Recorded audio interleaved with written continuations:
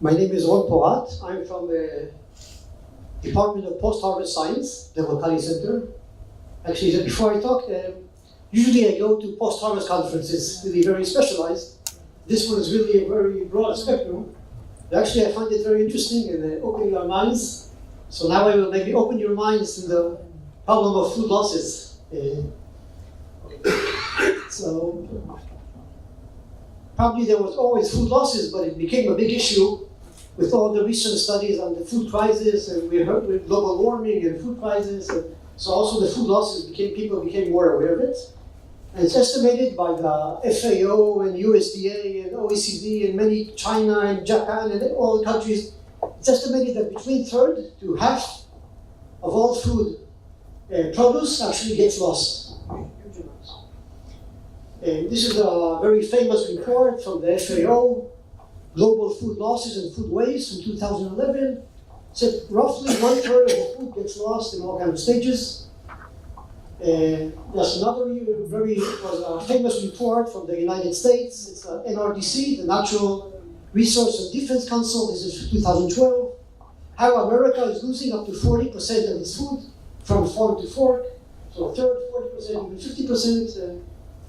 Another report from the USDA, how estimation of food losses in retail and consumption, or in the United States, 31%, or 133 billion pounds. This is just in the retail and consumption stages. Okay, maybe, okay, last one, never mind, it's not okay. Now, so the established also methodologies how to measure food waste, and also it's divided by food categories.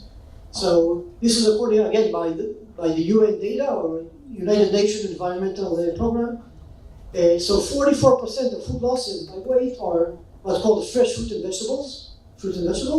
Another 20% is roots and tubers. So overall, let's say fruit and vegetables and potatoes, okay, whatever, is about 2/3 of food losses. I'm particularly working on fruit and vegetables, so I will provide soon some very simple solution how to reduce food losses of fruit and vegetables. Once again, from the data from the FAO website, so it says here, they estimate 45% of fruit and vegetables get lost. And just what's written here is that fruit and vegetables have the highest wastage rates of all food products. Because they're very perishable, they're expiring, they're ripening, and they suffer from decay, and all the other problems. So again, they developed this methodology, and usually we're measuring food waste in 5 stages along the supply chain. There's food losses at the farm level, in production, handling and storage, processing or packaging, distribution and marketing, and consumption. These are the 5 stages, and usually they measure what's happening in each stage. This is also, it was noticed in the morning by the representative from the FAO, it was in the morning, but in the orange is developing countries. So, by the way, it's interesting to see that the overall wastage of food loss and waste is more or less similar in developing countries and developed countries, but according to the FAO, to the United Nations Environmental Program, in developing countries, a lot of the losses happen in the early stages, during the production, handling, maybe they don't have good storage capabilities, whereas in the developed countries, you can see a large portion of wastage happens at the consumers' homes.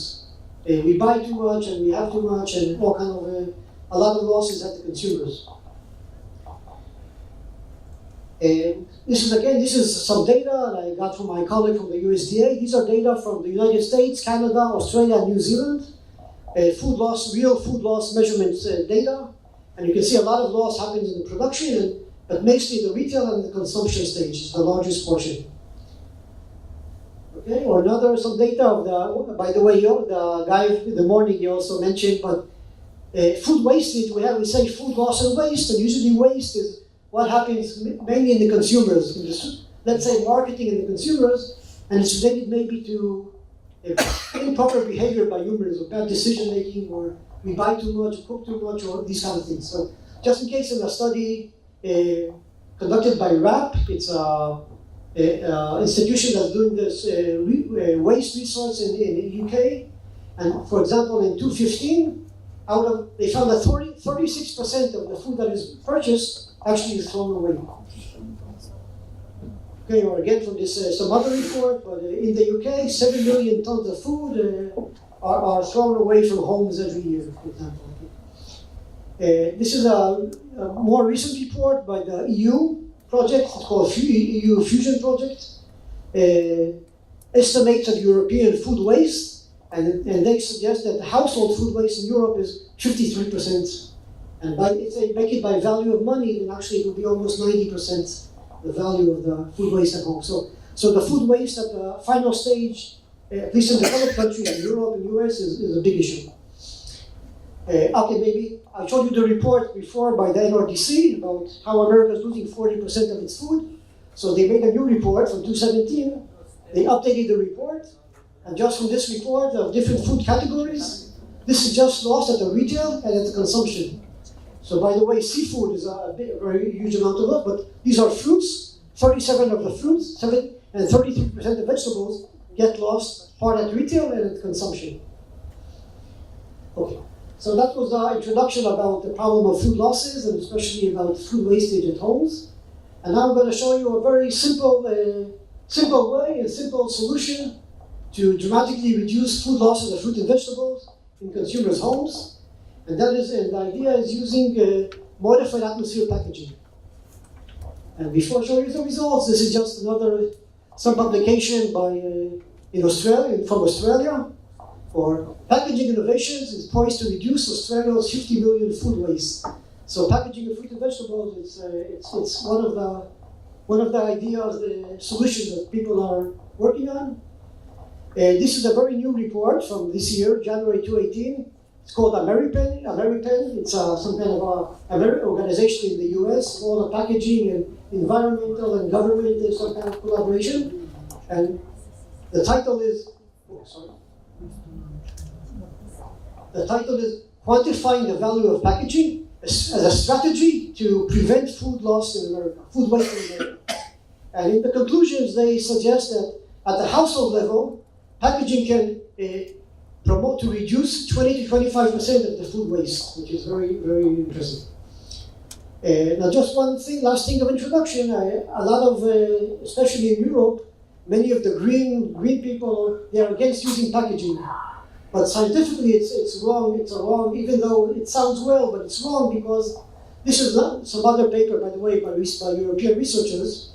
Packaging rule in minimizing food loss, and you can see that they're doing calculations how much energy is produced or efforts produced in making the food, and generally food packaging is only taking 10% of the energy. So maybe you can spend the 10% packaging, but you can save the 90% of inputs to grow and distribute and all the food. So scientifically, it's a good idea to use packaging, even though many of the green people are against the packaging. Okay, so what is the advantages of packaging? First of all, it gives some physical protection from injuries, from all kinds of this. Maybe the main thing is that we have the modified humidity. It reduces water loss and shrinkage. Because inside the bag, we should be careful not to have too much humidity, but a certain amount of humidity keeps the freshness of the products, prevents the wilting. We can have a modified gas atmosphere that can, the fruit respires, so the oxygen goes down, and CO2 goes up, and that retards the ripening and senescence. It provides food safety, and we can also print information on the packaging. In the scientific community, we can choose different types of polymers with different characteristics. We can make perforations, micro perforations and macro perforations to allow the air movement, gas movement through the packages. We have all kinds of tools. In this case, this is an Israeli. One of the main problems using packaging is the high humidity, water condensation. And we have, let's say this is an Israeli company, they're making this package called Extend Liner, which has a higher water vapor permission. It allows the extra water to go out the package. So we don't have this, barely have this condensation problems. Okay, so what I'm going to show now is just a very simple way to reduce consumer food loss of fruit and vegetables in consumer homes by using consumer packaging. I'm also working a lot on retail packaging, but retail packaging is the way the farmer packs the fruit and it's sold in supermarkets inside the packaging, but today I'll talk only about the consumer package, the consumer bags. So let's say the consumer comes to the supermarket, he buys the produce. This is, take lemons or tomatoes, doesn't matter, or it can either be packed or unpacked, like in this case. And usually you have this plastic bag. You can buy the fruit. And what we did is a very simple experiment. We put this either in this regular polyethylene bag. We call it also market bag. It's a very common bag in the supermarkets or in the open markets in Israel. And this is a special bag by this Extend, that the Israeli company, a general consumer bag, which is the Extend bag liner. And we just brought the fruit and put in these two, left control or these two bags, and put it in the refrigerator and checked after 1 week and after 2 weeks. That's all. Very simple. So we purchase fruit and vegetables, put it in the regular polyethylene bag or in the Extend bag, put it in the refrigerator. We had control of 2 treatments, and we checked at time 0 and after 1 week and 2 weeks. We even put in a regular home refrigerator to have real home storage conditions. And we did all kind of quality evaluations to check the product's quality. So, just show you some examples. So this is a cucumber. Cucumbers, by the way, are one of the most perishable produce. They shrink and suffer from decay, and they're very, very, very problematic. And this just show you the extreme conditions after 2 weeks. Probably everybody knows what happens if you keep the cucumbers in your refrigerator for a week or two. The control, they all shrink and nobody will eat them. In the polyethylene bag, we had too much water condensation, so we had some more decay. And in the Extend bag, they still were reasonable after 2 weeks. We give some acceptance terms, but you can see the weight loss, for example, in the control after 1 week and 2 weeks. We have even 20% weight loss in the bags, which prevents the weight loss, of course. But this is decay, so the polyethylene bag, we had high humidity and we had very much high decay. Red peppers. So in this case, after 1 week, no problem. Also, the control looks very nice, even without any package. But if someone bought peppers and they stayed for 2 or 3 weeks in the refrigerator, then the control begins to shrink and it's not so attractive anymore. And these two are still looking fresh and nice. We usually give it a acceptance score from very bad to excellent to very good. So the control without the package, after 1 week and 2 weeks, the acceptance score declines. And in this case, in both packages, the acceptance score was very high. You can see the cucumbers lose water, and in the bag prevents the water loss. In case of tomatoes, today it's very common the main tomatoes are sold what's called vine tomatoes. So again, control. This is after 2 weeks. So control the control. Especially they shrink. They look old, and these look a little better. Again, the acceptance score. The control declined after 1 week and 2 weeks. The polyethylene was very good after 1 week, but it suffered from decay after 2 weeks. And in the Extend bag, it was very good quality also after 2 weeks. Maybe 1 or 2 more examples. Those were 3 vegetables: cucumber, tomatoes, and peppers. And I'll just show you 2 fruits: apple and mango. So this is a case of apples, golden apples. So you can see that after 2 weeks in the refrigerator, first of all, you can see the color. The control became advanced ripening, became too yellow. It's already old and little, and begins to shrink, not so attractive. And inside the packaging stayed more fresher and greener, as it was in harvest. And in this case, you can see really the quality, the evaluation of control declined, and in both bags it seemed okay. It stayed much better. In case of mango fruit, this is an Israeli variety.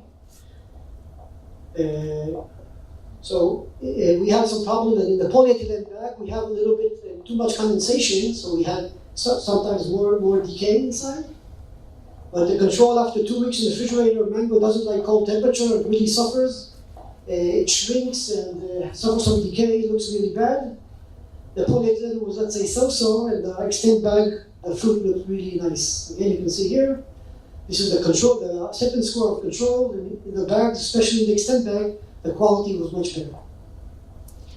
So to summarize the consumer bags, so this is a very simple method. All you need is just to educate the people, the consumers, just to put the fruit inside a bag. When you put it in the refrigerator, just put it inside a bag or some kind of perforated bag. it really retains the quality.